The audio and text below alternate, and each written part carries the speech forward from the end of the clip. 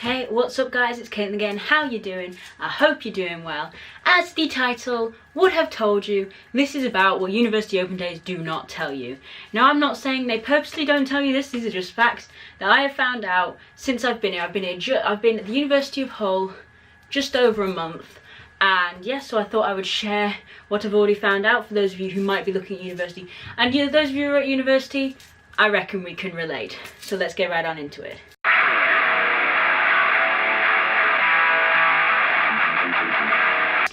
You are not going to be a night owl, you are not going to be an early bird, you're going to be a constantly exhausted pigeon, and that is simply because you will never know what a normal sleeping pattern is ever again.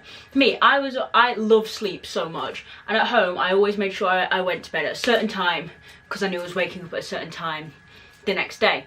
And I used to get massive headaches if I woke up any later than 9. It was just because I slept too much and then I got massive headaches. But now, waking up at 9 actually hurts, because to keep your social life you tend to stay up until 1, 2, 3, sometimes 4, 5, 6 in the morning.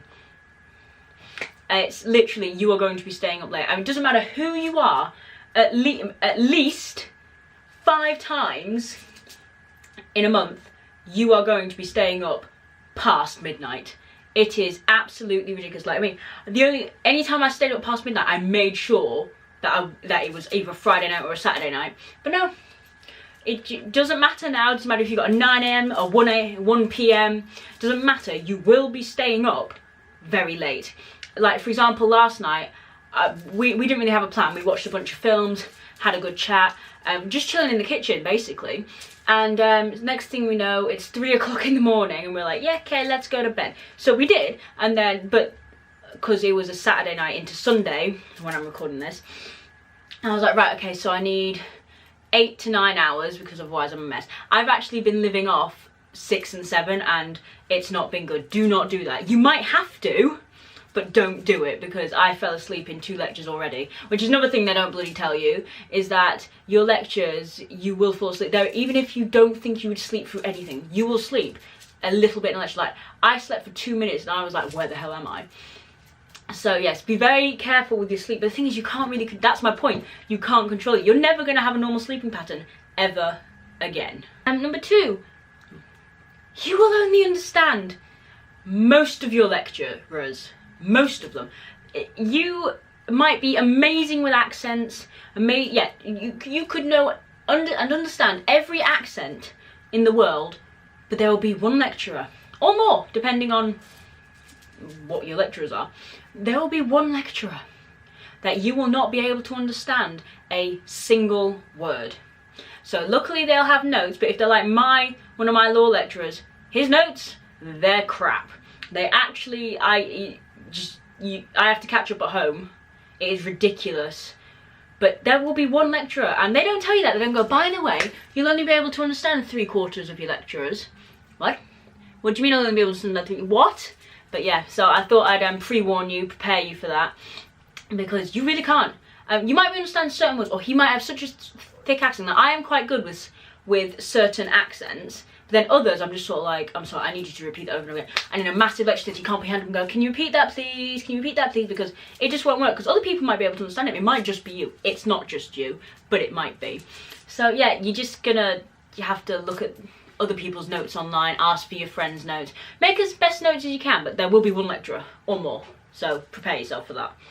You will put off washing your clothes for the longest possible time. Like today, I have just done like 3 washes. It's expensive and time consuming. Okay, that's why I did it on a Sunday. But you will literally put it off for the longest time, because first of all, you're lazy. I mean, I don't care if you're the most active person ever, you will be too lazy to do your washing, trust me.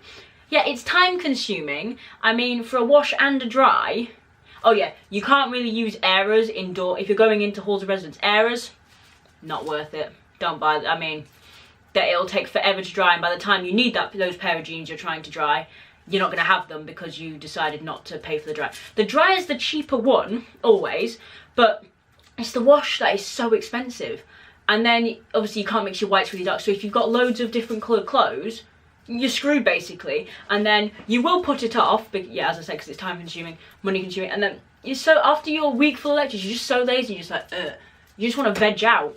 But yeah, so that's fun. And then you got to do loads and loads of trips to the laundry department, and you'll hate yourself for it, but you're gonna do it again and again and again. So my advice is either buy a lot of clothes like I did, so you don't have to wash as often, or get off your bum even though I know you're not going to.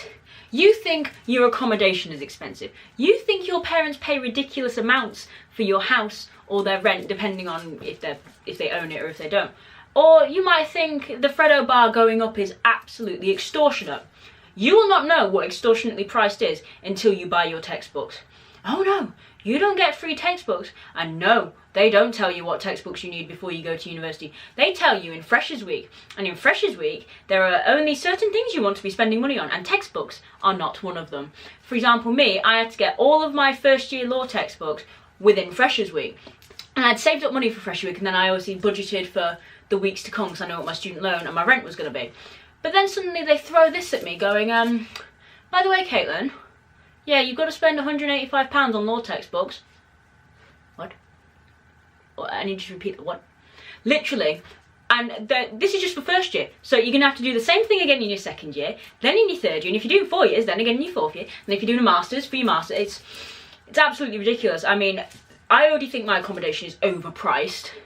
Obviously, your tuition fee you don't actually ever see, but you've got to pay it back, so I'm not really that bothered about that one. I mean, rent is overpriced. The student maintenance loan that I get is ridiculous. It's so low because my parents work, but they can't help me. And then suddenly they're like, oh, here you go, £185. Do you know what I can do with £185? That is actually more than my weekly rent, and my weekly rent's bloody expensive. It's ridiculous. So yeah, be prepared for that. So no one's say, oh, and you've got a deposit for all your accommodation. Mine was 150. But yeah, so prepare yourself, save up, start saving now. If you're in year 10, start saving now. If you're in year 11, start saving now. Just all through sixth form, just save up, because you will have to spend this much on textbooks. For example, my friend, she's doing physics. She does get one for free, but it's not the same as the other physics textbooks. Or like, it all depends on what you're studying. For example, politics textbooks, you're gonna have to pay a lot for them. But it's just these law textbooks. Then the law textbooks are notorious for being expensive, but £185 is ridiculous. And when you throw it, you bombard me with it in Freshers Week, I'm just sort of thinking, what? Are you serious? Lastly, they always tell you, oh, you're going to make so many new friends, you're gonna meet so many new people. Yes, you do meet so many new people, but you know what? You're going to have one squad. Most likely you can have two. I'm not saying you're limited to one squad, but what I have seen is that you have one group of friends, and those like your close-knit friends, and those are the ones that, you know, the birthdays, you know, names, you know, the whole normal squad scenario. Like for me, it's the people in my flat, people in my block really. There's about 6 of us, 5 major close ones, and then we've got our little add-on guy. But we are so close, and like literally these are the people who I'm planning to live with next year and all of that. But then you will meet loads and loads of new people. That's not wrong. They're not lying. You will. But you're going to know so many different names and so many different people on Facebook. You're not going to have any idea how you know them, where you know them from, or anything like that. Like for example, I have a first year law chat, so I know they're studying law, but then like I friended 5 people and I'm like, who actually are you? And then I say, like, if you see them around, you sort of like, do you match the Facebook photo? You try and figure out who these people are, but you won't know. You're going to have all these names in your head, and you're going to get them all mixed up, and the only ones that you can actually remember are your squad, and then they're like, oh, you're going to go see so-and-so. I'm like, shit, who is so-and-so? And then you look through your Facebook, and you're right, so-and-so, right, I friended them. Who is she? What does she do? Blah, blah, blah. So obviously you'll have other friends outside of your squad. For example, I have a few law mates outside of my squad because none of them do law, like none of us do the same subject really. But I have law friends, but it's like the difference is amazing, and you don't think about it. But when they say you make friends for life, I'm pretty sure they are correct. I've only known these guys a month. Stuff could go sideways, but I doubt it. But my point is, you're going to have so many names, you're going to be so confused. And then, especially if you're doing a subject like law, you have to know philosophers' names. You have to know judges' names, you have to know case names. So I've got all these and these people on Facebook, and I'm trying to figure it all out, and I'm just sat there like, can I just call you 1, 2, 3, 4, 5? And then you still won't even know if you call them 1, 2, 3, 4, 5, because you'll figure out who is 5. How do I know 5? That has been me. I hope you guys have enjoyed this video. Comment down below if you're planning to go to university, and if so, which one, or if you don't want to tell me that, just thumbs up if you like this video. Subscribe. I do university videos, I do lifestyle videos, I do fangirl videos, I do a lot of videos.